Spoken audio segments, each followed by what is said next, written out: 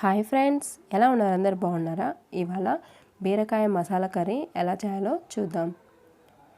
ముందుగా ఒక mixie jar తీసుకొని అందులో పావు కప్పు ఎండు కొబ్బరి, తెల్ల నువ్వులు 2 టేబుల్ స్పూన్,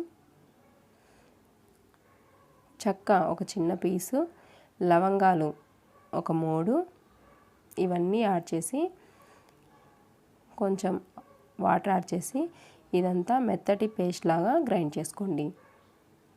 చూడండి, ఇలా గ్రైండ్ చేసుకొని ఇదంతా పక్కన పెట్టేసేయండి.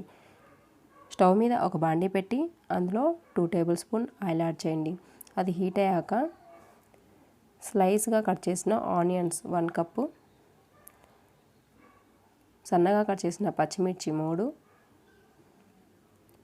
కరివేపాకు కొంచెం, ఇవన్నీ యాడ్ చేసి బ్రౌన్ కలర్ వచ్చేంత వరకు ఫ్రై చేసుకోండి.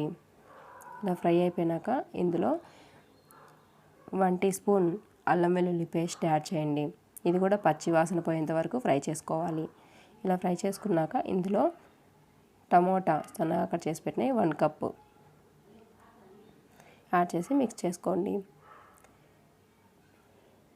ఇందులో పావు టీ స్పూన్ పసుపు యాడ్ చేసి మిక్స్ చేయండి. మూత పెట్టేసి ఒక 5 మినిట్స్ కుక్ చేసుకోండి. చూడండి, టమాటా హాఫ్ ఉడికిపోయింది కదా.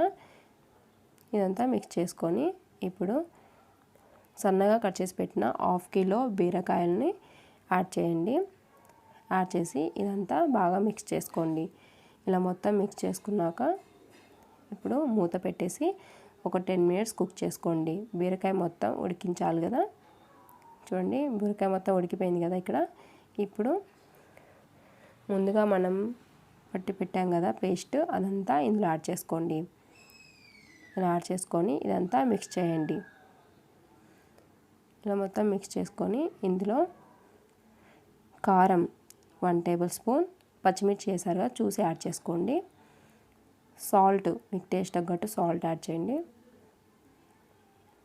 ధనియాల powder 1 teaspoon, garam masala 1/2 teaspoon add చేసి ఈ మసాలా మొత్తం ఈ గ్రేవీకి పట్టేటట్టు మొత్తం మిక్స్ చేసుకోవాలి. ఇలా మొత్తం మిక్స్ చేసుకున్నాక ఇందులో 1/2 కప్పు వాటర్ యాడ్ చేయండి. వాటర్ యాడ్ చేసి ఇదంతా మిక్స్ చేసి మూత పెట్టేసి ఒక 2 మినిట్స్ కుక్ చేసుకోండి. బీరకాయ ఆల్రెడీ ఉడికిపోయాది కదా. ఇప్పుడు 2 మినిట్స్ అలా కుక్ చేసుకొని చూడండి, ఆయిల్ పైకి తెలుస్తుంది కదా. ఇదంతా మిక్స్ చేసి ఇప్పుడు సన్నగా కట్ చేసి పెట్టిన కొత్తిమీర యాడ్ చేసుకోండి. యాడ్ చేసుకొని మిక్స్ చేయండి. ఇది చపాతీ, రోటీ, రైస్లోకి చాలా బాగుంటుంది. చూడండి, ఇక్కడ బీరకాయ మసాలా కర్రీ రెడీ అయిపోయింది. మీరు కూడా ఇంట్లో ట్రై చేసి మీకు ఎలా వచ్చిందో కామెంట్లో చెప్పండి. అలాగే ఈ వీడియో మీకు నచ్చినట్లయితే లైక్, షేర్, సబ్స్క్రైబ్ చేసుకోండి. పక్కన ఉన్న బెల్ ఐకాన్ని ప్రెస్ చేయండి. Thank you for watching.